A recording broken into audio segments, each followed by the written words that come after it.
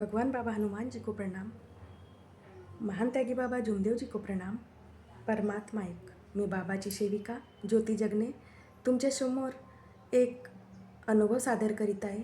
हे अनुभव आहे जेव्हा बाबा ढोलमारा आणि सातोना या गावी दौऱ्यावर निघाले तर कसं काय घडलं पहा शेवकांनो। सर्वांना माझा नमस्कार जी। पहा शेवकांनो, बाबा जेव्हा दौऱ्यावर निघाले ढोलमारा आणि सातोना या गावी तर त्यांच्यासोबत काही सेवक पण गेले आणि काही भजन मंडळी पण गेली। आधी ढोलमारा ह्या गावी कार्यक्रम होता।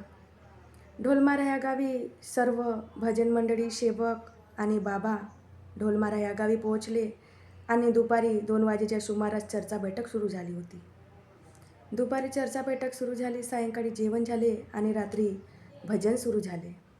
भजन झाल्यानंतर रात्री सेवक सर्व झोपले आणि सकाळी सेवकांना स्वच्छ लागली। बाबांच्या सोबत जे सेवक गेले होते आणि भजन मंडळी गेले होते त्यांना स्वच्छ लागली। ते गावाच्या बाहेर बांद्याकडे स्वच्छ करायला गेले। त्यांना त्या बांद्याकडे तुरीचे शेंगा दिसले।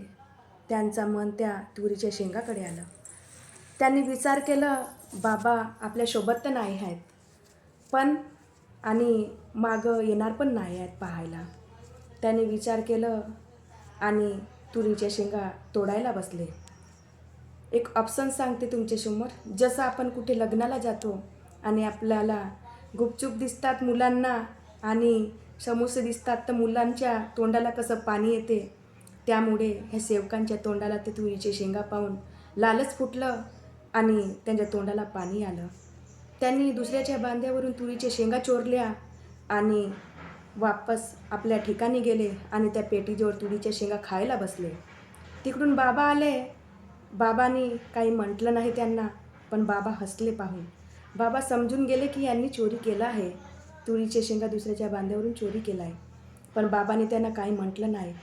ते दुसऱ्या दिवशी सातोना ह्या गावी दौऱ्यावर निघाले। सातोना ह्या गावी पोहोचले। चांगलं चर्चा बैठक निपटवली, जेवण वगैरे केले आणि भजन मंडळीच्या वेळेस जेव्हा भजनला सुरुवात करण्यात आली तेव्हा त्या पेटीचे 3 स्वर लागत नव्हते। पण पहा सेवकांनो, बाबाची अपरंपार लीला किती आहे। त्या पेटीचे 3 स्वर लागत नव्हते। बाबा त्यांना म्हणतात, किती वेळ झाली, काय झालं, भजन सुरू का नाही करत आहात। तिथं जे पेटी वाजवतात ते सेवक काय म्हणतात, ह्या लाईटामुळे, ह्या उजेडमुळे पेटीमध्ये किडे घुसलेले आहेत म्हणून 3 स्वर लागत नाही आहेत। आणि मग त्यांना बाबा काय म्हणतात, तिथे लाईटचे किडे नाही घुसले आहेत, तुरीचे शेंगा घुसले आहेत। पहा सेवकांनो, बाबाची अपरंपार लीला किती मोठी आहे।